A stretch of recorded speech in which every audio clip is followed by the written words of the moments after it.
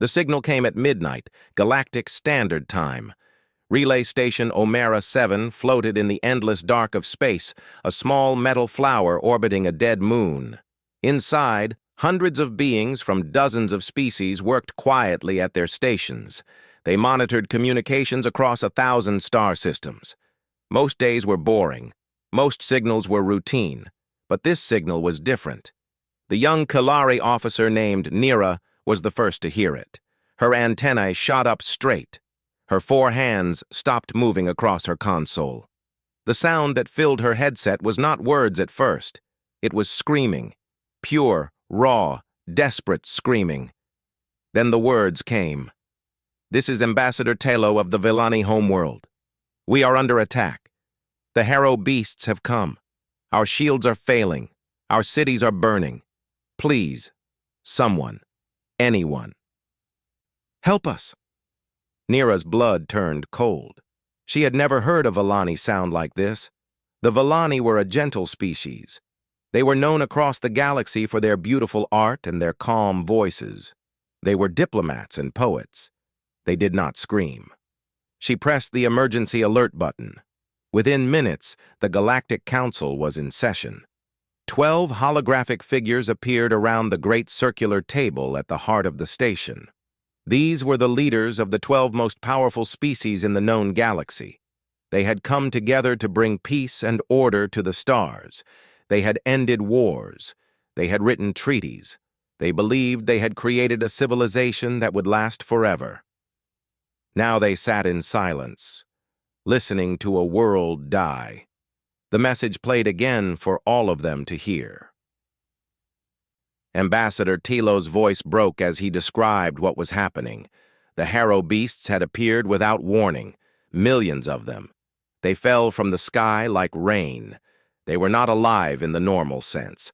They were machines made of flesh and metal, built by some ancient and forgotten race. They existed only to consume. They ate everything: metal, stone, flesh. They did not negotiate. They did not stop. "Our defense fleet is destroyed," Talo said. "Our ground forces are overwhelmed. We have perhaps 2 days before they reach the capital. We have evacuated who we can, but there are still billions here. Children, elderly, the sick. We cannot save them all." His voice cracked. "Please, we have always been friends to the Council. We have never asked for anything. We are asking now. Send your ships, send your soldiers, send anyone." The transmission ended. Council Leader Mova was the first to speak.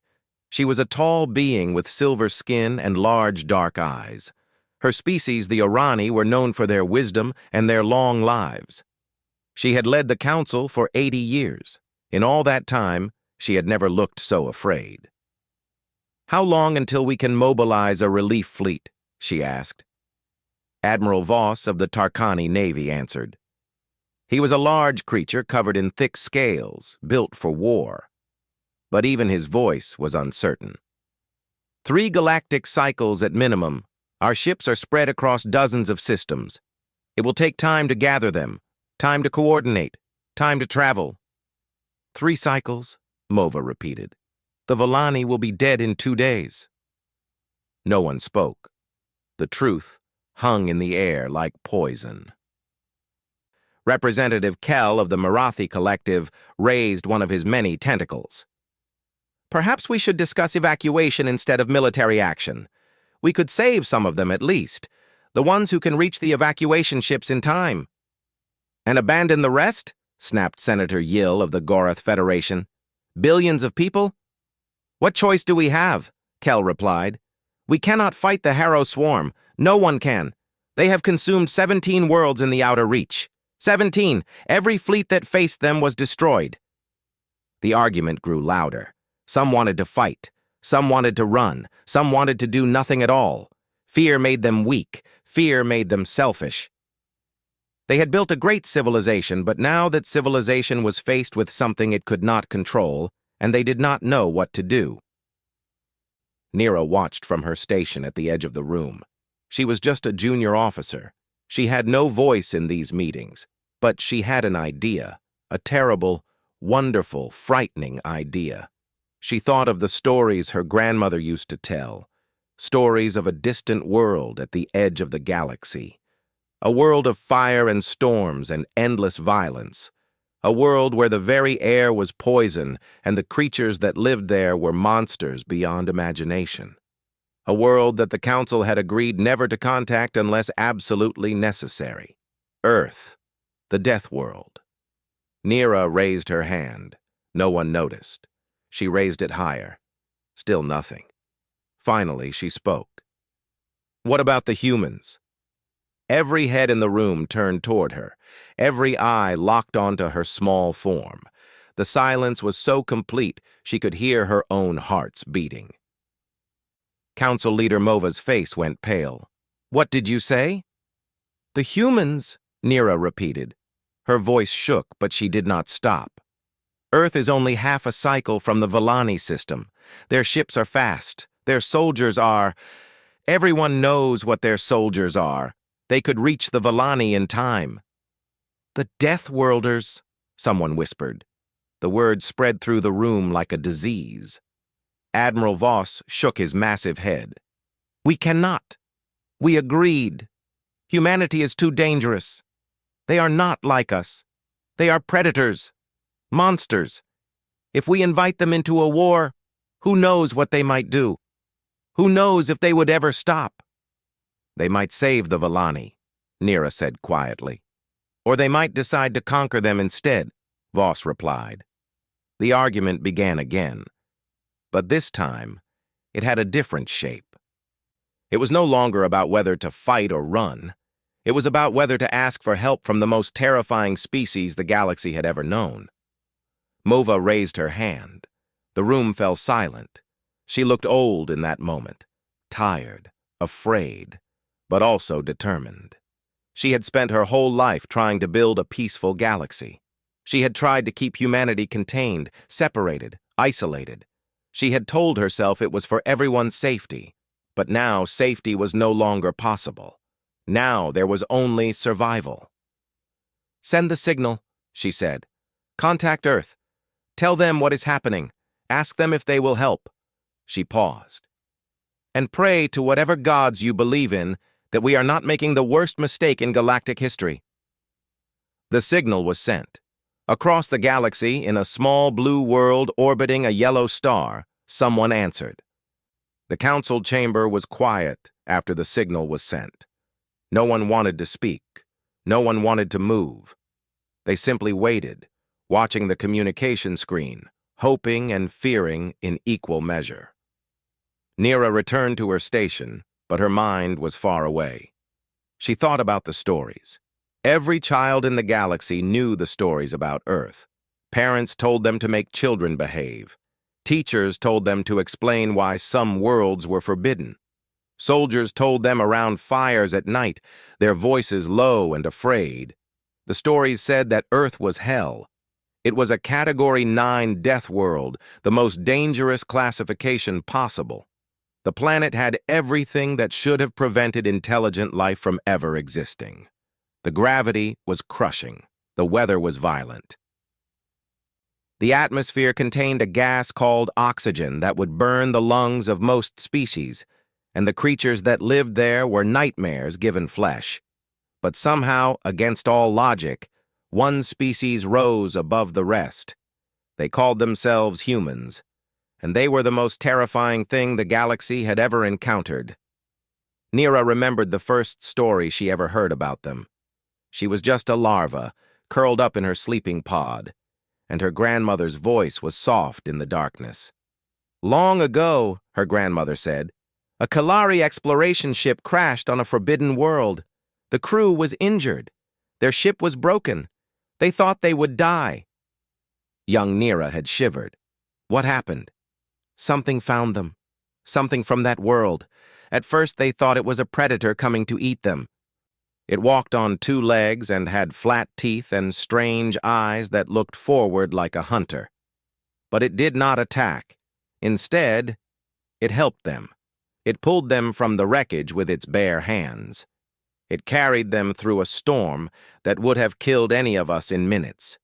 It smiled at them and made sounds they could not understand.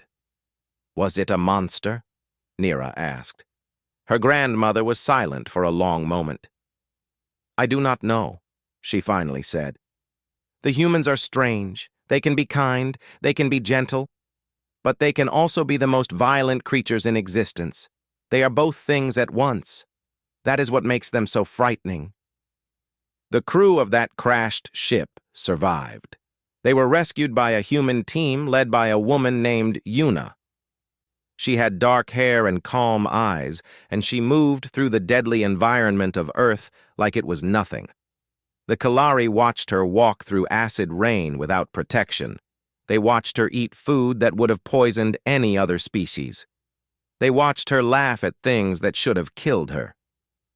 When the Kalari were finally able to return home, they brought their stories with them. Those stories spread, and the galaxy began to understand what lived on that small blue world. Humans were persistence predators. On Earth, they did not catch their prey by being faster or stronger. They caught it by never stopping. They would chase an animal for days, across deserts and mountains, never resting, never giving up, until their prey simply collapsed from exhaustion. Then, they would kill it. They did the same thing in war. The Council had records of human conflicts, wars that lasted decades, wars that killed millions, wars fought with weapons of such terrible power that they could crack the surface of a planet. And through all of it, the humans never stopped. They never surrendered. They never gave up. One record was particularly famous. It was called the World Wars, two massive conflicts that happened before humans ever reached space. In these wars, humans killed each other by the millions. They invented new ways to kill faster and more efficiently. They burned entire cities. They unleashed poison gas and nuclear fire. Any other species would have destroyed itself.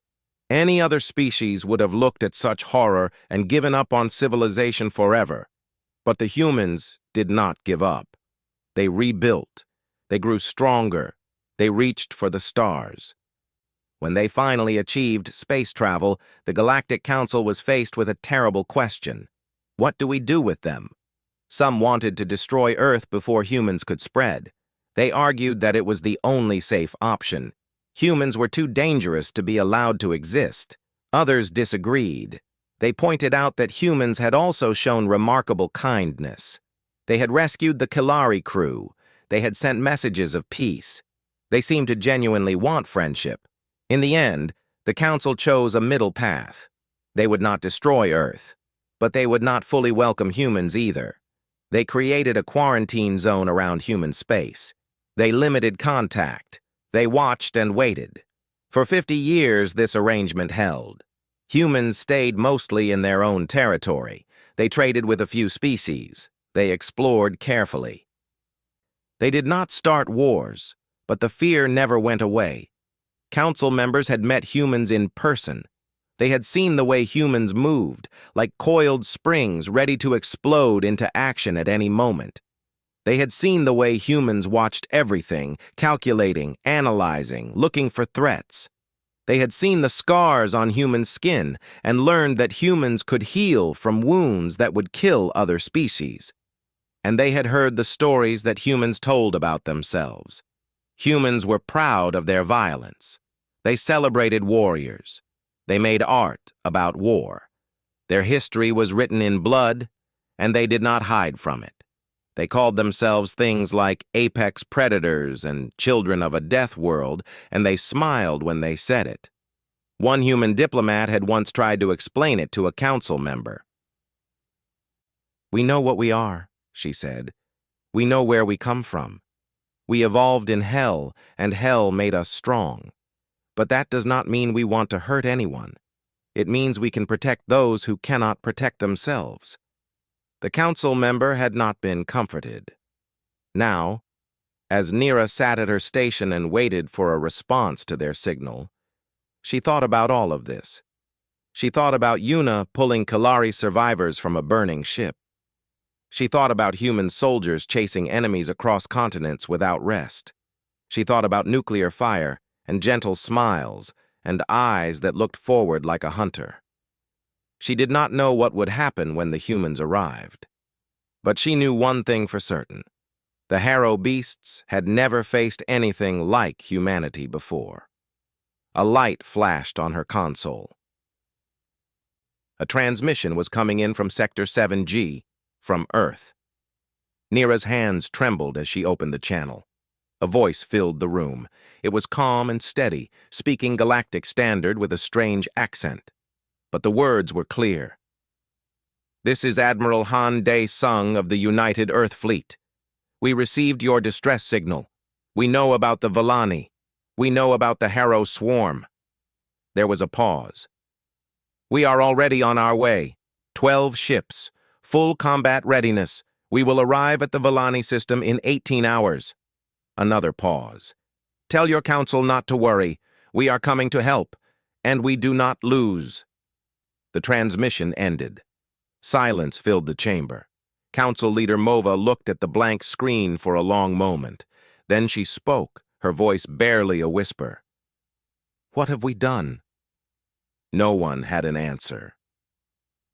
But somewhere in the darkness of space, 12 human warships were already burning towards the Vallani system at impossible speed.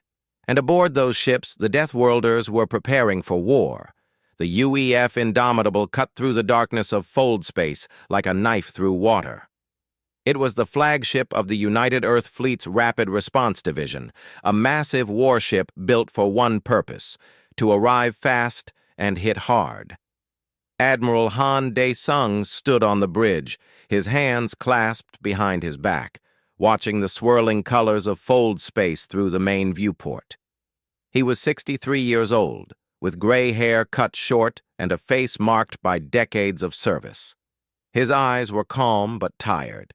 He had seen too many battles. He had buried too many friends. But he was still here, still fighting, because that was what humans did. Behind him, the bridge crew worked in quiet efficiency. 12 ships traveled with the Indomitable, all of them crewed by men and women who had volunteered for this mission. When the distress call came, there had been no orders from Earth Command. There had been no debates or discussions. Admiral Han had simply looked at the message, looked at his crew, and asked one question: "Who wants to help?" Every hand had gone up. Now they were racing toward a war zone, outnumbered and outgunned, to save a species that had never done anything for humanity. Some people would call that foolish. Han called it being human. Commander Park Sua approached from the tactical station. She was younger than Han, maybe 40, with sharp features and sharper eyes. She had served under him for 15 years and had never once questioned his orders. But today, she looked worried. "Admiral, I have completed the sensor analysis," she said. "The Harrow swarm number's approximately 40,000 units, possibly more. Our 12 ships will be heavily outnumbered." Han nodded slowly. "What about the Vallani defenses?" "Destroyed. Their orbital stations are gone. Their defense fleet was eliminated in the first hour of the attack. They have nothing left except ground-based weapons, and those are failing. Survivors? Unknown. The Harrow beasts seem to be focusing on population centers. Casualty estimates are..." She paused, her jaw tight. "High. Very high." Han was silent for a moment. He thought about the Vallani. He had never met one in person, but he had seen pictures. They were small, gentle creatures with soft blue skin and large eyes. They were artists and diplomats. They had no natural weapons, no claws, no armor. Evolution had made them kind instead of strong. And now something was eating them alive. "Gather the senior officers," Han said. "We need to plan our attack." 30 minutes later, the Indomitable's briefing room was full. Lieutenant Kang Jin, the leader of the fighter wing, sat with his boots on the table and a grin on his face. He was young and reckless, and one of the best pilots in the fleet. Sergeant Choi Woo-hyun, commander of the Marine contingent, took up 2 chairs by himself. He was enormous, built like a mountain with hands that could crush metal. Dr. Lee Hanna, the chief medical officer, sat quietly in the corner, already reviewing casualty projections on her tablet. And there was Ensign Kim Tae-jun, barely 20 years old, attending his first real mission briefing. He looked nervous. Han remembered feeling the same way once, long ago. "Here is the situation," Han began. He activated the holographic display, showing the Villani system. "The Harrow Swarm has established a perimeter around the planet. They have a central command unit, what we call the Swarm Queen, located here." He pointed to a massive signature at the heart of the swarm. "She controls the others. If we destroy her, the swarm will scatter." "So we just kill the queen," Kang Jin said. "Easy."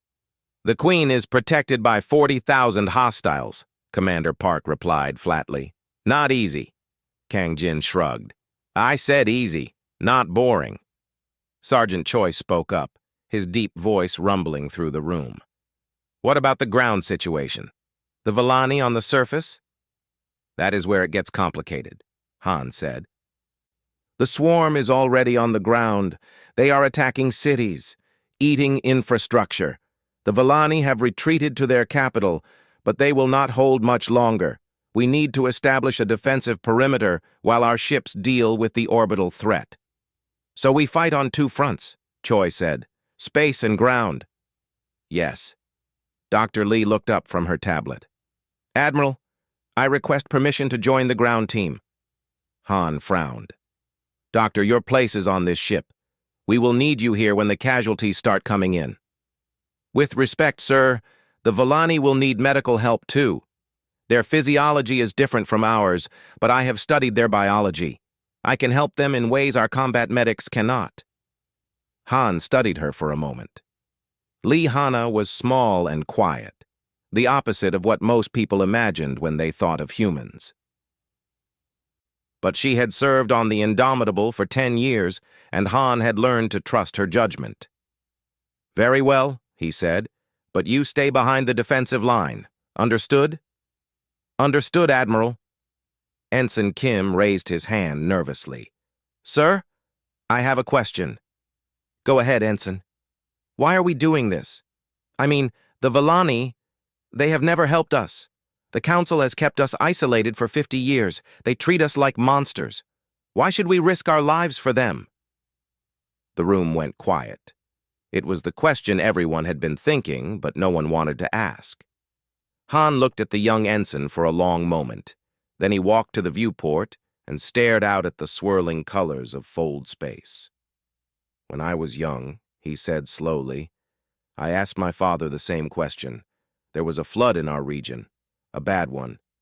People were trapped. My father spent 3 days pulling strangers out of the water. He did not sleep. He did not eat. He just kept working until his hands were bleeding and his back was broken." Han turned to face the room. I asked him why. These people were not his family. They were not his friends. Some of them had been unkind to him in the past. Why should he help them? He paused. My father said something I have never forgotten. He said, "Being human is not about what others do for you. It is about what you do for others. We help because we can, because someone needs us, because that is the choice that makes us worthy of being called human." Han looked at each of his officers in turn. "The Villani are afraid of us. The whole galaxy is afraid of us. They think we are monsters. Maybe they are right. Maybe we are dangerous. Maybe we are violent. Maybe we are everything they fear." His voice hardened. "But today, we are going to show them what kind of monsters we are. We are the kind that protects the innocent. We are the kind that fights for those who cannot fight for themselves.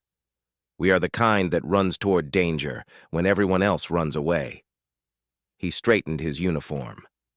"We are human, and we do not leave people behind." The room was silent. Then, one by one, the officers stood. They did not salute. They did not cheer. They simply looked at their admiral with steady eyes and grim determination. They understood. An alarm sounded. They were approaching the Villani system. "Battle stations," Han ordered. "Let's go save some people." The fleet emerged from fold space like wolves emerging from the forest. Ahead of them, the Villani homeworld burned beneath a sky full of nightmares. The Deathworlders had arrived. The first railgun round left the Indomitable at 3% the speed of light. It crossed the distance between the human fleet and the Harrow swarm in less than a heartbeat. When it hit, it did not explode. It simply passed through 7 enemy units in a straight line, turning them into expanding clouds of debris. Admiral Han watched the impact on his tactical screen. "All ships, begin attack pattern Delta. Focus fire on the swarm's outer perimeter. Create a corridor to the surface." The battle had begun. Across the void of space, 12 human warships opened fire on 40,000 enemies. The math was impossible. The odds were insane, but the humans did not fight fair. They never had. The Harrow beasts were terrifying to most species.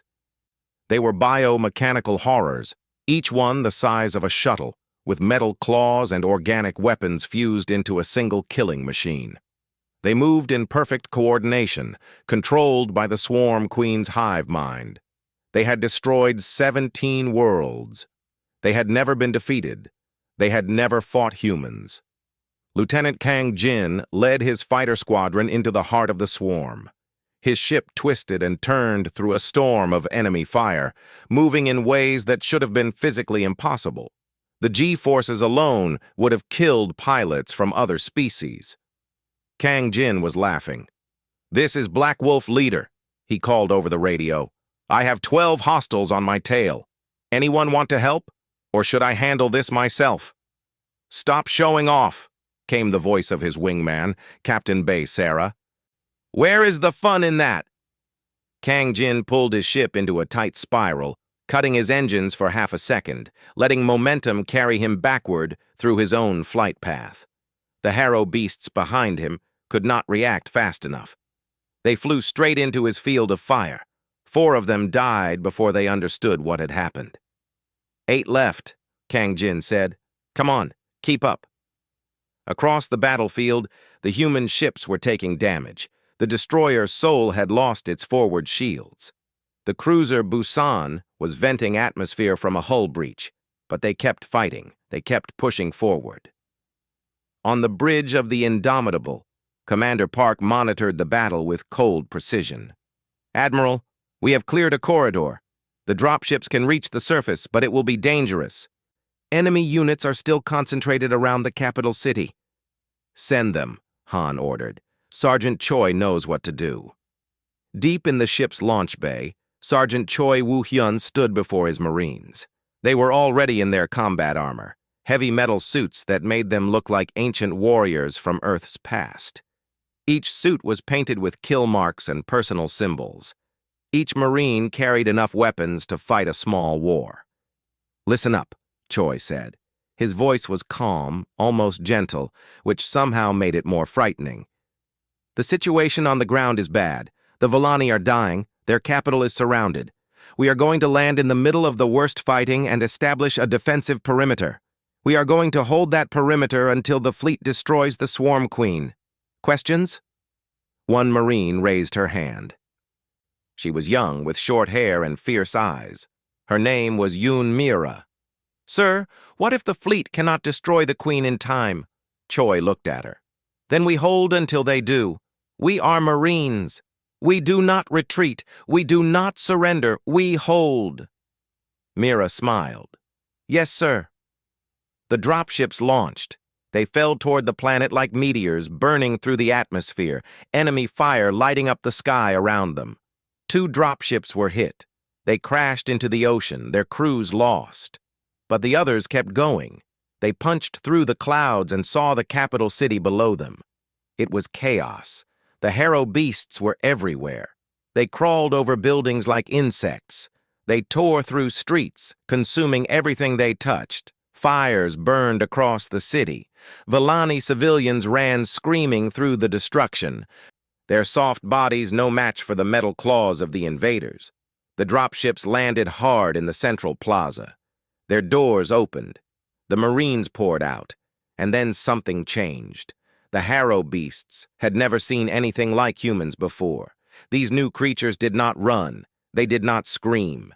They moved forward, their weapons blazing, their voices shouting in a language the beasts could not understand.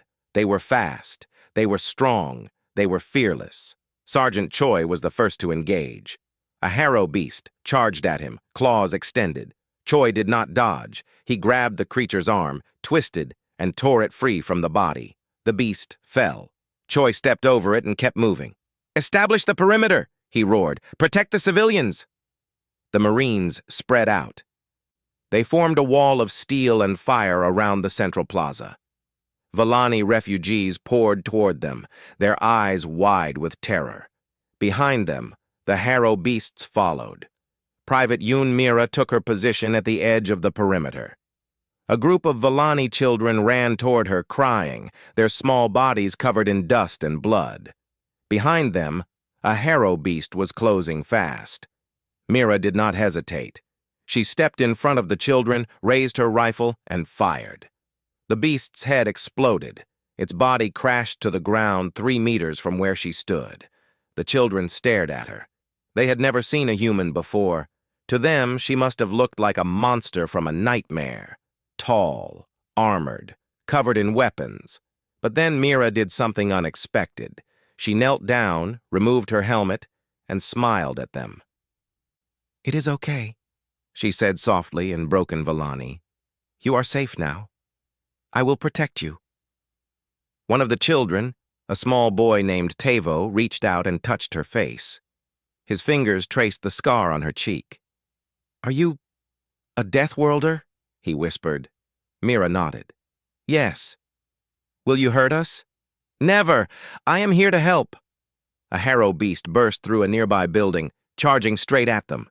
Mira spun, raised her rifle, and fired 3 shots without looking away from the child's eyes. The beast fell dead. "See?" she said. "Nothing to worry about." Behind the defensive line, Dr. Lee Hanna had set up a medical station. She worked without rest, treating wounded Vellani one after another. Their biology was strange to her, but she adapted quickly. She had studied their physiology for exactly this reason. A Vellani elder was brought to her, his chest torn open by a claw strike. He was dying. Everyone knew it. But Lee Hanna did not stop. She worked on him for 20 minutes, using techniques she had invented on the spot, combining human medicine with Vellani biology. When she was finished, the elder was still alive. Barely, but alive. He looked up at her with fading eyes. "Why?" he whispered. "Why do you help us? We have always feared your kind." Lee Hanna wiped the blood from her hands. "Because you needed help. That is reason enough." Above them, the space battle raged on. The human fleet had taken heavy losses. 3 ships were destroyed. 2 more were crippled, but they had reached the Swarm Queen. Admiral Han stared at the massive bioship on his screen. It was enormous, larger than anything he had ever seen. It pulsed with dark energy. Around it, thousands of harrow beasts swarmed in defensive patterns. "All ships," Han said calmly. "Focus fire on the Queen. Everything we have. Now." 12 ships opened fire at once. Railguns, plasma lances, nuclear missiles, everything. The Queen's shields held for 3 seconds. Then they broke. The first railgun round hit her forward section. The second hit her core. The third passed through her completely, leaving a hole large enough to fly a shuttle through. The Queen screamed. It was not a sound that belonged in space, but somehow everyone heard it. A psychic cry of rage and pain that echoed across the battlefield. And then she exploded. Across the planet, the harrow beasts stopped moving. Without the Queen's control, they became mindless. They wandered in circles. They attacked each other. They fell. The swarm was broken.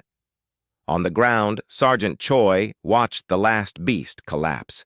He lowered his weapon and took a deep breath. "Marines," he said quietly. "Good work. Around him, the Vellani survivors emerged from hiding. They looked at the humans with wonder and fear and something else, something that might have been gratitude. The battle was over. The Deathworlders had won. The silence came slowly. First, the guns stopped firing, then the explosions faded, then the screaming ended, and finally, there was nothing but the wind moving through the broken streets of the Vellani capital. Admiral Han Dae-sung stood on the bridge of the Indomitable and looked at the damage reports. 3 ships destroyed, the Ulsan, the Gwangju, and the Daegu. 427 crew members lost in space. On the ground, another 47 Marines had fallen defending the civilian evacuation zones. 474 humans had died today. Han closed his eyes. He knew every one of those names. He had signed their transfer papers. He had eaten meals with them. He had promised their families he would bring them home safe. He had lied. Commander Park approached quietly. Admiral, Ambassador Talo of the Vellani has requested permission to come aboard. He wishes to thank us personally. Han opened his eyes. Granted, bring him to the medical bay. The medical bay, sir. That is where I will be. The Indomitable's medical bay was chaos. Dr. Lee Hanna had returned from the surface and was working alongside the ship's other doctors to treat the wounded. Humans and Vellani lay side by side, their different colored blood mixing on the floor. Lee moved between them without discrimination, saving every life she could. Han walked through the rows of beds until he found the one he was looking for. Ensign Kim Tae-jun lay on a narrow cot, his body covered in bandages. He had been hit by 3 claw strikes during the ground battle. Any one of them should have been fatal. But the young man was still alive, still breathing, still fighting. Han pulled up a chair and sat beside him. "Admiral," Tae-jun whispered. His voice was weak, barely audible. "Did we win?" "We won," Han said. "The swarm is destroyed. The Vellani are safe." A small smile crossed the ensign's face. "Good. That is... good." He closed his eyes for a moment, and Han thought he had fallen asleep. But then Tae-jun spoke again. "Admiral, I understand now. Why we came here. Why we fight. Tell me. Because this is what we are, not monsters, not predators, just people. People who do not look away when others are in pain. People who run toward fire instead of away from it." He coughed, and blood appeared on his lips. "That is what makes us human. Not our strength, not our weapons, our choice to help." Han took the young man's hand. "Yes, Ensign, that is exactly right." Tae-jun's grip tightened for a moment. Then it relaxed. His breathing slowed. His eyes closed. He did not open them again. Han sat there for a long time, holding the hand of a boy who had died saving people he had never met. Then, slowly, he stood up, straightened his uniform, and walked to meet the Vellani ambassador. Ambassador Talo was waiting in the corridor outside the medical bay. He was a small creature, barely reaching Han's chest, with soft blue skin and large wet eyes. When he saw the Admiral, he immediately lowered his head in the deepest bow his species could perform. "Admiral Han," Talo said, his voice trembling, "I do not have words to thank you. My people, we would all be dead without your help. Billions of lives saved because of you." Han looked at the ambassador for a long moment. He thought about the fear the galaxy had shown toward humanity. The isolation, the quarantine zones, the whispered stories about Deathworlders. "We did not come for thanks," Han said quietly. "We came because you called for help. But we have never helped you. The Council has treated your people with suspicion and fear for 50 years. We kept you isolated. We called you monsters behind your backs, and still you came, still you fought. Still you died for us." Talo's eyes filled with tears. "Why?" Han considered the question. He thought about his father. pulling strangers from floodwaters until his hands bled.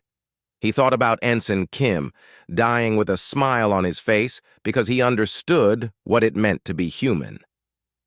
"Because that is who we are," Han said finally. "We are not perfect. We have done terrible things in our history. We have wars and violence and darkness in our past. But we also have this: the choice to help, the choice to protect, the choice to be more than what others expect of us." He met Tello's eyes. "You feared us because we are dangerous, and you were right to fear us. We are dangerous. We are the most dangerous species this galaxy has ever known. But danger is not evil. Fire can burn a city or warm a home. A knife can kill or save a life. It depends on who holds it. And today, we chose to use our danger to protect your people. That is the choice we will always make." Tello stared at him. Then, slowly, he reached out and took the Admiral's hand. It was a gesture of trust among the Villani, the highest honor they could offer. "I will tell the Council what I have seen today," Tello said. "I will tell them about the humans who crossed the galaxy to save strangers.